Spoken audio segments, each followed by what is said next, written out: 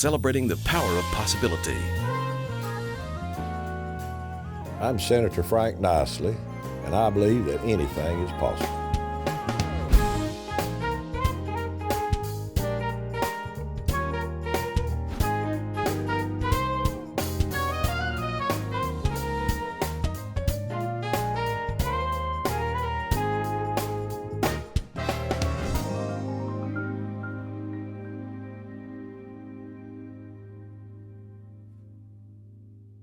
This is Anything is Possible. Thank you for joining me again for this episode. These are great stories about great people whose lives prove that anything is possible. My guest, Senator Frank Niceley. It is great to have you in studio, sir. Well, it's good to be here, Hal. We go way, way, way back. I've interviewed you a ton of times on the radio. Yeah. And we've had some big times. we have. It's an honor to have you here. I have heard so many great things about you and your character. Well, I guess I am a character. Let me tell you what I've heard. Now, some of that stuff's not true. This is just the good stuff, right? Yeah, tell the good stuff. One, you're old school where a handshake to you, your word is your bond. Yep, that's the way I was raised. If Frank Niceley tells you something, that's what it is.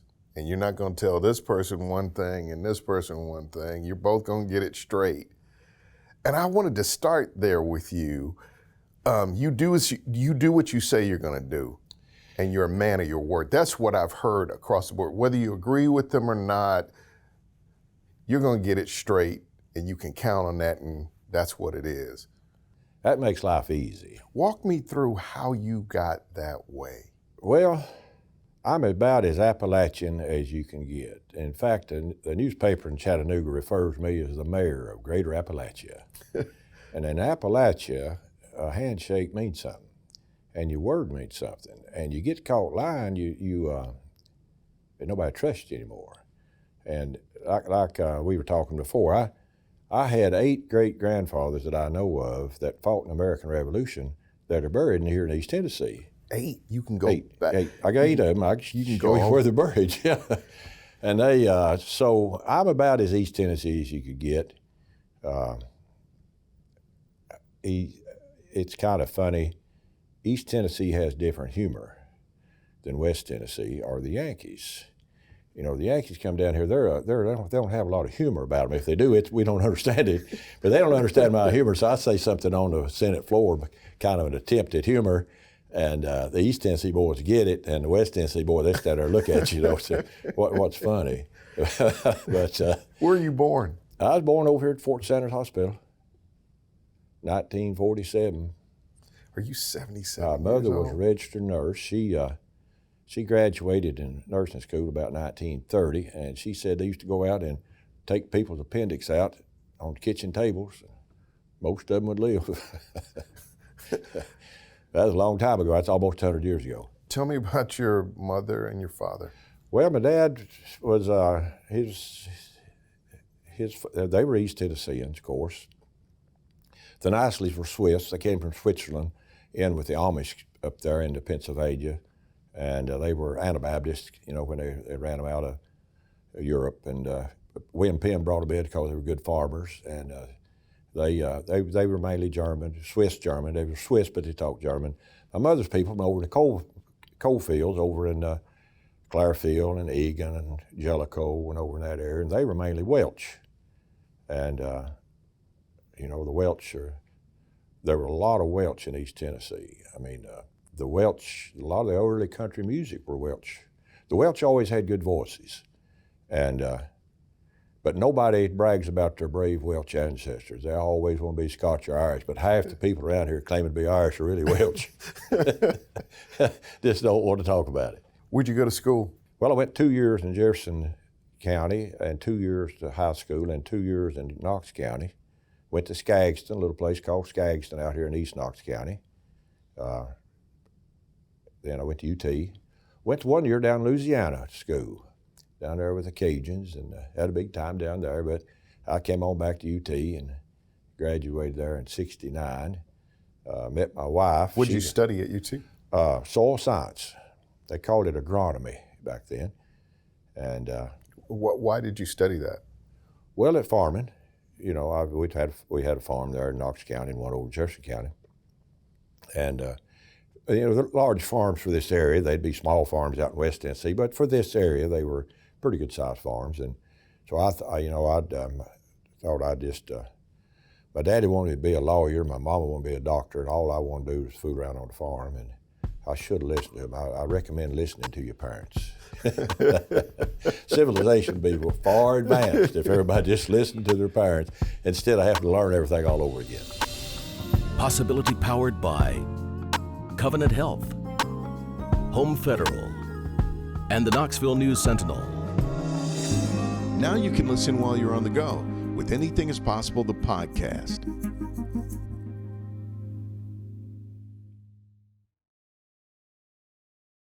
So you wanted to go into farming. Yeah, that's all we've done. We've scratched around on the farm all these years. So walk me through kind of your farming career. Why did you have that? Why do you have that passion and that love? I think it's genetic. You know, the Anabaptists that came in with the Amish, they were farmers, and all down through the years. And my grandfather, some of them were millers, ran grist mills.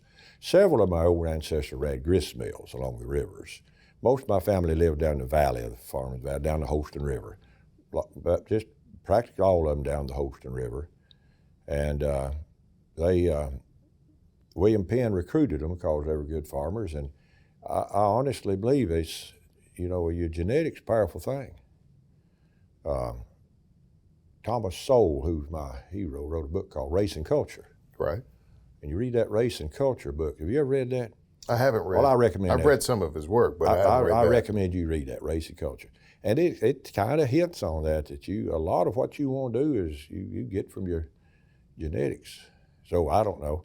I've always enjoyed the farm. It doesn't seem like work. Working on the farm doesn't seem like work to me. So talk about the business of farming. Well, it's changed. It's changed. When did you get started? How did you start? What did you do? Well, we were under dairy at the time, and we took over. Was this a family dairy? Yeah, we took over the dairy, and we dairied for 15 or 16 years. And by 1987, we were realizing they were beginning to use hormones in the milk, and people were drinking less milk, and it just we realized the future wasn't there, and we were right. You know, the dairymen today are getting roughly the same that we were getting in the mid '80s. I don't see how they're still in business.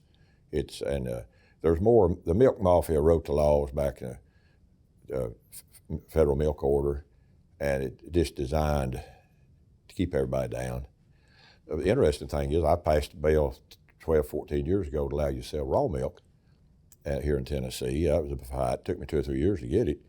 But now then we have more raw milk dairies than we do commercial dairies. And they don't milk as many cows, of course, and the raw milk's bringing $12 to $18 a gallon. And the regular milk, these commercial dairies are selling milk to the Mayfields, and they're getting about $1.50, $2 a gallon. So it's a huge difference. And it's like a $5 bottle of wine and a $100 bottle of wine. There's a big difference in good milk. And so that's one of the things we've done. Through the years, I've tried to pass little things that would help small farmers. We got so many small farmers. Food security. We don't realize, people in Europe realize that they remember being hungry. People in America don't remember being hungry. They don't worry about food security. You know, if the few bridges on the Mississippi River went out, we'd be short of food in a little while. So I've been trying to help Tennessee become a good food state. So you're a farmer. You start to develop your farm. What's the scale of your farm now? Well, we've done a little everything through the years. We've dairied for a long time. We leased my land there to tomato growers for a while. One year we had 275 acres under plastic raised tomatoes, and of course that cycled out. So now then we're kind of playing defense. We're raising cattle. We've got sheep, and we raise hogs. My daughters furnish high-end hogs for the Three Rivers Market, and fed non-GMO corn and no soybeans, and they pay her a good price for them. We sell grass-fattened beef, and we have sheep, and we train horses, and My granddaughters and daughters all ride horses. And Tell me about your family. well, I have 3 daughters and a son, and then 4 granddaughters and a son. And we like to take our horses and load them in a trailer and go all way off and ride our horses. Last summer we went to southern Utah, and we rode our horses in the around the Grand Canyon and then Monument Valley. Rode through the Monument Valley where John Wayne had made the Searchers and Stagecoach and all those old movies back in the late 1930s. And we hired an old Indian woman as old as I am, named Effie, and we paid her good, and she took us on trails around through the Monument Valley and showed us where this movie was made and that movie was made, and showed us the tree where their mother was born under, and showed us the tree where their mother was buried. I bet you that was exciting. It was a wonderful trip. At 77, you can still get up on a horse? Yeah. 77 is not as old as I thought it was going to be. I told you that earlier. So when did you decide that you were going to be involved in public service? Well, when we got out of the dairy business, a good friend of mine, Jimmy Kyle Davis, had run for him. He had run for the legislature, and we had killed a steer and made a lot of hamburgers. We had a picnic for him, and I first got involved on mineral rights. You know, East Tennessee has more different mines, more different kinds of mining operations than any other state east of Mississippi. And a lot of these old mineral rights had been sold 100 years ago, and the company's gone out of business, and they were just orphan mineral rights, and there was no way to couple them back up with the surface. So I went with the Farm Bureau. We went to Nashville a time or two and worked on legislation to get the mineral rights back to the original owners. And, right. And that kind of got me interested. I remember the first time I went to a committee down there, it would have scared me to death to get up and had to say anything. But somewhere through the years, I figured out that it was all right to get up and speak. Nobody's going to kill you. And we've, through the years, it's amazing what we've done in the legislature. Now, I know it's unnatural to brag on a bunch of politicians, but we've abolished inheritance tax, abolished the Hall's income tax, abolished the gift tax, abolished the professional tax. We've cut sales tax on everything, cut the franchise and excise tax on all the small businesses. I mean, it's amazing. Every time we cut taxes, we end up with more money. Art Laffer told us if we do that. He's the one who told us to do it. He says, if you will abolish these taxes, you'll have more money than you spend. Tennessee's the lowest debt state in the nation.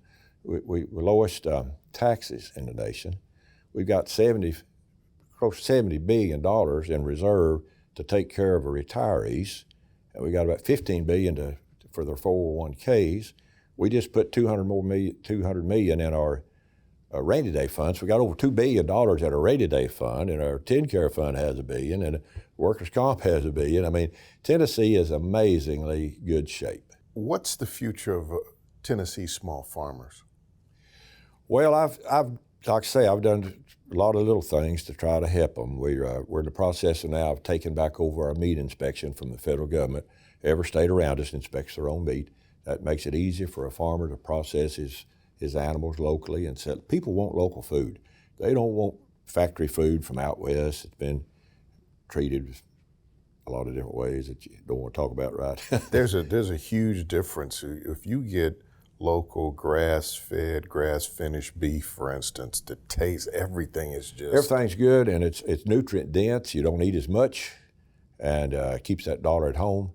I passed a bill to let us label our meat Tennessee meat. You know, the federal government did away with country of origin labeling, so right now you don't know where your meat's coming from. It's somewhere in the world.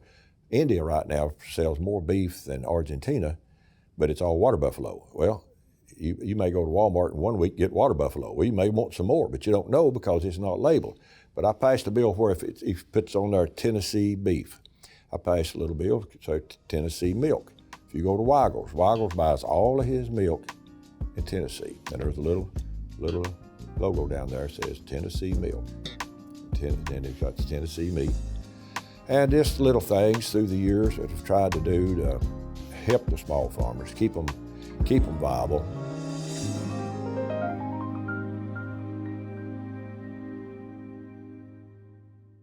Now, take us with you with Anything is Possible, the podcast. Stream new episodes weekly wherever you get your podcasts. talk a little bit about the values of a farmer. Well, the farmers are environmentalists. They want to take care of the farm, and they don't want to see their topsoil washed down the river. They want to protect it. And we through the years we've done a good job protecting it. Our yields are higher than ever before. The grain farmers. I mean, they say farming's the only business where you can lose money every year and stay in business.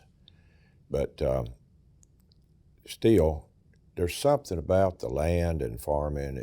There's places in the world where they farm the land for thousands of years, and the land is still producing.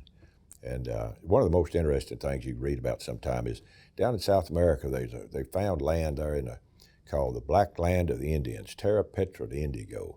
Now, the Native Americans in South America, hundreds of years ago, they were making this land, they were adding smoke and tar and wood chips and pottery shards and everything, and it's deep and it's rich and it's full of micronutrients and it's full of microorganisms, and it actually grows every year.